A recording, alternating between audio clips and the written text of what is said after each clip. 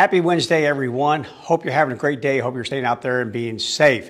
In the last couple of videos, we talked about how to get your guest safely into your home when you own what you believe is a reactive dog. Now that they're into your house, what do you do with them then? Now what happens? So that's kind of like scene 2 of a play or part B of it. So this is a really important part here because this is typically, we kind of are on our guard when we go to the door. Most people really are. But then they kind of drop their guard as soon as the company comes into the house. They just kind of let their guard down a little bit there. And that's where most of the danger can occur at that point. So that being said, I want to talk to you a little bit about some strategy involved in bringing guests into your home. What do you do with them? So it's mostly just a few do's and don'ts. Number one, wherever you're going to envision being with your guest, Joshua was kind enough to kind of draw a little bit of a layout of his home. And if you can't really get it, that's the door, front door. He has what he calls the king's throne. His chair, big old chair here with an ottoman, prop his feet up on right here by the front door. There's another chair and an ottoman over here, and there's a sofa over here. And his dogs, now again, his dogs, we all kind of own a few reactive dogs ourselves. He will park his in place right here next to him on a cot right there. And usually there's 2 dogs of his that he owns, and both of them will be right here well within reach of him. And then most of the company will sit right over here on the sofa or right here. So they come in after he greets them at the door, whether they're in place or whatever they're doing, he's doing with them, whether he has them on a short leash or he puts them over in place. He will then walk them over to where they're going to be. And that's really important too. When you own a reactive dog, if you chose the option of a downstay or you chose the option of place, maybe they don't know you own a reactive dog. Again, this could be people who've been that are coming to your home for the very first time. You be their guide. You guide them to where you want them to go.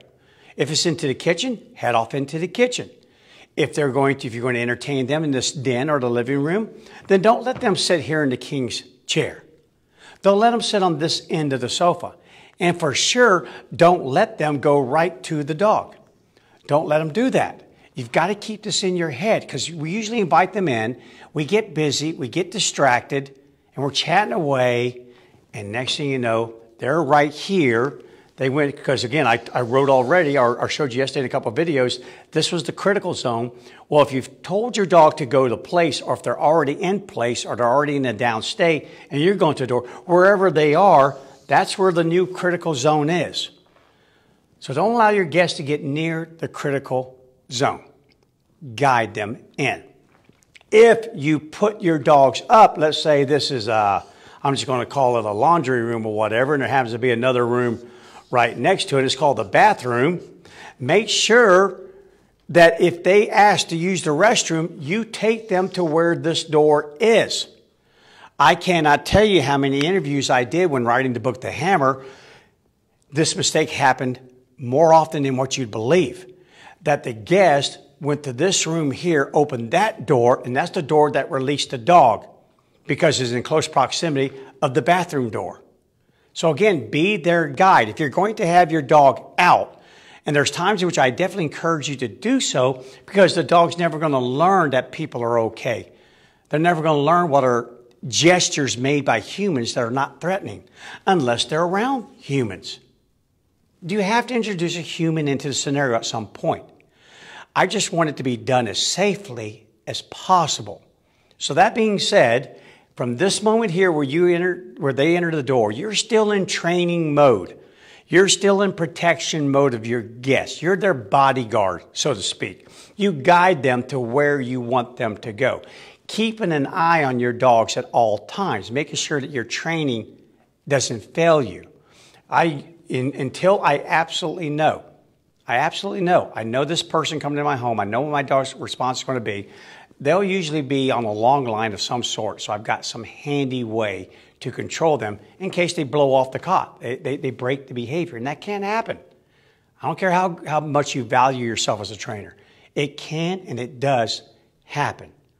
So again, it's kind of like walking a tightrope here. Putting them up all the time, you're never going to get over this. Having them out and having them a safe distance away from your guests not only provides safety, but distance in the wild, distance even among humans and dogs equals safety. The further that threat is away from me, the more safe I feel. So again, if your guests are sitting right here, you could cause your dog to shoot straight up that column. Remember my calm, my arousal, my reactive? Oh yeah, remember these reactive dogs are already camped out right here. They're already there. So now, all of a sudden my guest comes over and sits right here and then leans and goes, oh, what a nice dog. They are like literally brushing against the sun. They're right there on a hot danger zone area. And now your dog shoots straight up to here. And from that point on, well, you can forget saying, stay. Not going to happen. So let's get our guests as far away from the dogs as possible, but not so far away that the dogs can't see them. Because again, remember, dogs learn from vision first. They got to see it. They got to watch it. They have to monitor it. Make sure your training is solid.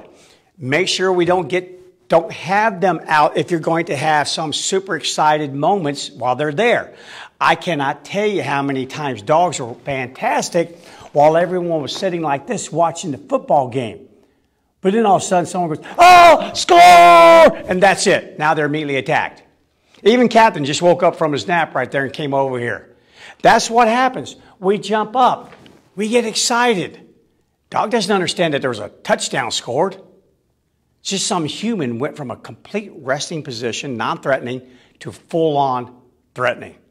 But again, if they do that over here versus right here, and definitely not here, you just bought yourself a second or two. You just bought a second or two. Okay, so a couple things there. Think about a long line. Think about your positioning. Let them learn, but get them away from your guest. Guide your guest. Control your guest.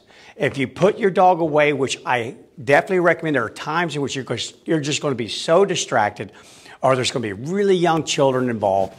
Sometimes that's just a good time to put the dog up. But make sure it's locked behind a door. Make sure that door is nowhere near a door that they may go and open themselves. And if you guys do that, you got a great chance of really working on this. And later in future videos, I'll talk about counter conditioning, how we can desensitize your dog to the presence or the intrusions made by unfamiliar people coming into your homes. So now I'm just going to do a little bit of role playing here. We got Mackenzie helping us here today. So I'm going to go over here by the door. I'm on cattle dog. And I'm going to choose to have my dog go to place before my company comes in. So I know Mackenzie's coming to visit me. I expect her to be here any minute now. So I'm already going to have my dog in place. Captain, place. Stay. So I got to reward my dog. He did a good job there. Okay, so now I'm just waiting for Mackenzie to show up. I'm just doing my own stuff around the house. You can go ahead and knock now, Mackenzie. You're here. Oh, she has arrived. Sweet. So I'm going to go to the door. How are you? Good to see you. Hey, come on in. Follow me if you would. Come on over here. Good. Come on around here. I'm going to have you just take a seat right over there on the sofa, and we'll chat a little bit about yesterday's golf game. Go ahead and have a seat there. Yeah, because I know you're an avid golfer. I'm not. But anyway, I want to talk to you about it. So there we go. So now, if you noticed, I guided Mackenzie around. I took control of my guest. Do that. There's nothing wrong with that. Now, Captain is over here by me. Mackenzie is over there. We can have a lovely conversation.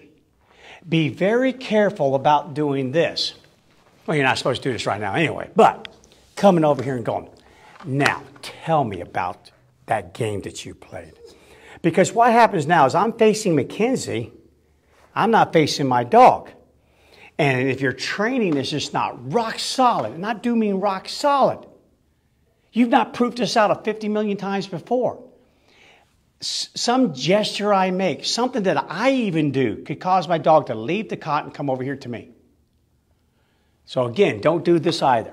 They have to understand. You know, it really works out well if you're transparent with people and your guests. And you tell them ahead of time. Hey, you know, my dog doesn't really dig company like I do. So that being said, if you don't mind, I do want to have my dog out because I'm trying to get to a point where my dog does dig company. Where it just loves them. but I just kind of need to have them out to be able to do that. Are you okay with that? Now notice this. Most people are going to say, yes, I am. Because they don't want to offend you and they don't want to come across as though they don't want to act like they're afraid of dogs. But they could be. So please respect them. Look for any mannerisms that they may give you that tells you that maybe they're not comfortable with the situation. And if they are not, go put your dog up. Okay, so now tomorrow I'm going to talk about when do we allow the dog to approach? Because so many people say that all the time.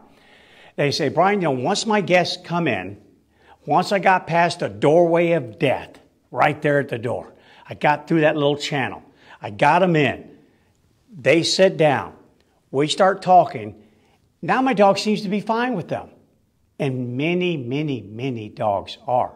But again, I'm all about that dog who may not be. So therefore, I have to have a healthy dose of trust but verify. So in tomorrow's video, we're going to talk about that. How do we take that next step? And is it even worth it? So tune in that for tomorrow. Okay, guys, that's it for today. Hope you found it beneficial. And you can go ahead and just take a little snapshot of Joshua's house right there. That is what it looks like there, except he didn't draw all the litter and clothes laying around and all that sort of stuff like that. Yeah, all the dog hair everywhere, all over the furniture. Yeah, it'd be hard to draw that on there. So if you found it beneficial, please share it. And of course, if you have any questions regarding this, send them my way. Bryan with the Y, tamingthewild.com. Until then, enjoy the rest of your day. Be safe. I'll see you tomorrow.